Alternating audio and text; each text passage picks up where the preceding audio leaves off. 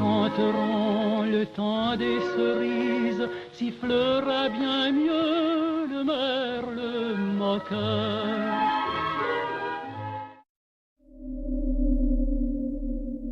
Après-guerre, l'action revendicative se porte nettement sur le pouvoir d'achat. La fédération demande une baisse des prix avec EFO et les consommateurs. Ce qu'on voulait, c'était faire baisser les prix. Alors on allait interpeller les commerçants. Alors il y en a qui nous voyaient arriver avec nos pancartes et tout, ils changeaient leur étiquette. Constatant l'échec de cette stratégie, elle revendique des augmentations de salaire et pour cela, la liberté de négociation. On était quand même une équipe assez forte à la fédération. Il ne faut pas perdre de vue que dans cette période-là, on a pensé une centaine de contrats dans les entreprises, donc au ras du terrain, avec le patronat. Et que bien sûr, ça a laissé des traces syndicales, parce que nous étions dans bien des endroits partie prenante. Plus que FO, moins que la CGT, bien sûr.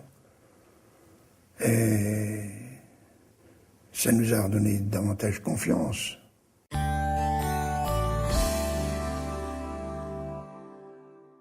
En 1947, la fédération crée son propre centre de formation professionnelle qui prendra le nom d'Yves Bodiguel, en mémoire d'un militant CFDT mort en déportation. En 1948, le premier atelier de soudage autogène voit le jour. Plus tard, la fédération s'intéressera au développement de la formation en alternance et de l'apprentissage.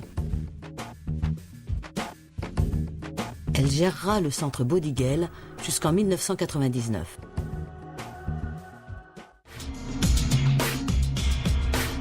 En 1950, une nouvelle loi est votée sur les conventions collectives et les négociations commencent aussitôt. Le patronat résiste aux revendications. En région parisienne, la grève illimitée est décidée dans l'unité syndicale. Cette grève est un échec. Mais la fédération considère que le caractère unitaire et professionnel des conflits a montré aux ouvriers l'esprit de classe du patronat et la nécessité d'être fort. Charles Savouillant pose l'enjeu. Saurons-nous rendre la classe ouvrière sensible aux conventions? Car plus que la question des salaires, compte le pouvoir. Si tu passes par la Lorraine, si tu passes par là, arrête-toi chez Sébastien, il te racontera, On avait constaté qu'il y avait deux conventions collectives, une convention collective des sidérurgistes meurthe-et-mosellans et une convention collective des sidérurgistes mosellans. Par contre, il y avait une seule chambre patronale, mais il y avait deux conventions collectives. Donc, en 61, on a dit, on va supprimer les syndicats de boîte, et les syndicats de boîte viendront des sections syndicales d'un syndicat régional de la sidérurgie Lorraine. Et ce syndicat régional a tellement fait pression sur le système patronal qu'on a abouti à terme à une seule convention collective.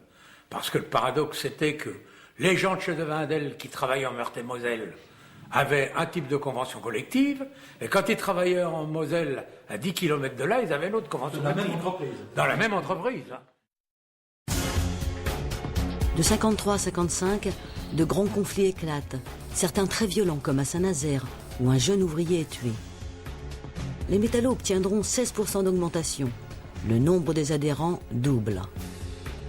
Ces grèves et ces négociations dépasseront la métallurgie avec l'instauration de l'UNIRS pour les retraites et de l'UNEDIC.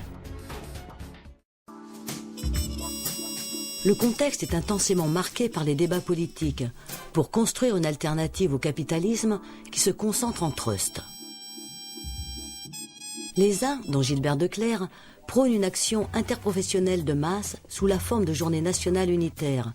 Les autres, dont Edmond Maire, veulent délaisser ces grands-messes pour une action diversifiée partant des problèmes concrets dans les entreprises. La FGM adopte une position nuancée pour des actions décentralisées sur des revendications qualitatives. Les journées d'action s'enchaînent, rassemblant les mécontents, mais faisant surtout le jeu du Parti communiste selon la fédération. Elle donne toutefois confiance à une partie des travailleurs et des conflits éclatent un peu partout, souvent longs et durs.